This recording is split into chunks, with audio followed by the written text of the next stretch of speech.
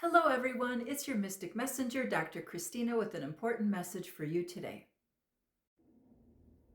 Today is Wednesday, November 19th, and it's finally a sunny day here at Mount Shasta. Today, I wanted to discuss how the current matrix perpetuates narcissistic abuse.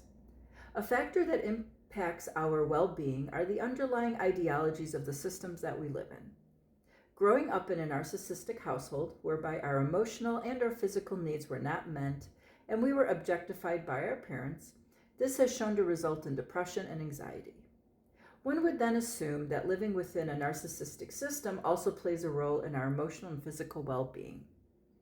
I will illustrate how the policies of the United States are highly narcissistic compared to other first world nations, meaning that those who have fiduciary duties within our system tend to be self-serving, objectify others, and lack empathy, and our policies are not benefiting the collective. Although the policies of other first world countries are an improvement when compared to the United States, there are still inherent problems within this global matrix. I will explain. If you were born in the United States, you are likely born into a family who cannot afford for one parent to stay home and take care of you. Most mothers barely receive any paid maternity leave. In other developed nations, mothers receive 1 to 2 years of paid maternity leave because the collective ideology recognizes that the first 2 years of a child's life is critical. Therefore, in the United States, we start out in the world not feeling supported or valued by the system. As you are developing, unless your parents are aware, can afford to buy healthy food, and have time to prepare it, you are consuming food that has been tampered with, synthetic, potentially poisoned, and lacks nutritional value. You are also breathing in polluted air and drinking contaminated water. In fact, in the United States, the FDA allows 10,000 ingredients within our food, but Europe only allows 400, deeming the rest as harmful to our health. This illustrates that the system is not ensuring that you are consuming something which is safe. This is abusive. Then you grow up, go to school, and off to college, where you incur a significant amount of debt. You have not even started working, and you're already financially at a deficit. In other developed nations, college is free.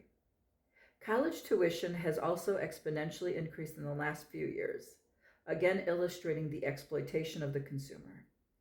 You then get a job where you are essentially exploited by the CEO who is making millions, but you are struggling to make ends meet. Most corporations treat their employees as disposable objects. Again, this is narcissistic and abusive. You are required to work 40 plus hours at a job that you don't love at a fraction of the pay compared to those at the top to make other people rich and fulfilling other people's dreams, not your own. The motto of most companies is profit over people, and there's a huge pressure to produce and succeed. You have very little time off and are made to feel guilty if you even take it. Whereas the average European, for example, receives 6 weeks of minimum government-mandated paid vacation per year. You are also stressed by the cost of living, which has also been exponentially increasing. The prevalent ideology, especially in the United States, is to work harder, achieve more, consume more, but to what end?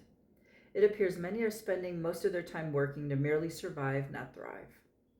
Additionally, a large part of your paycheck is going to healthcare, which is also astronomical compared to other nations where healthcare is free.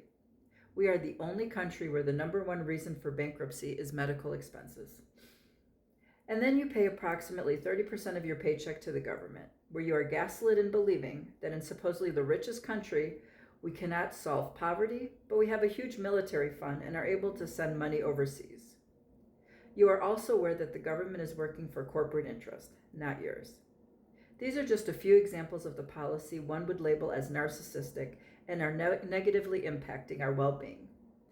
The underlying feelings of living within this kind of system creates anxiety, as well as feelings of isolation and not being supported, which may be why, compared to other developed nations, the United States has a higher percentage of mental health issues, as well as higher suicide rates.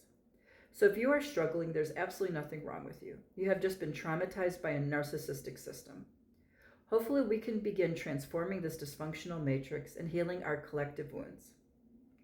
If you are interested in learning more about evolving your consciousness and transforming the matrix, Please make sure to like and follow me and check out my videos and my book, Evolving Consciousness, for more information.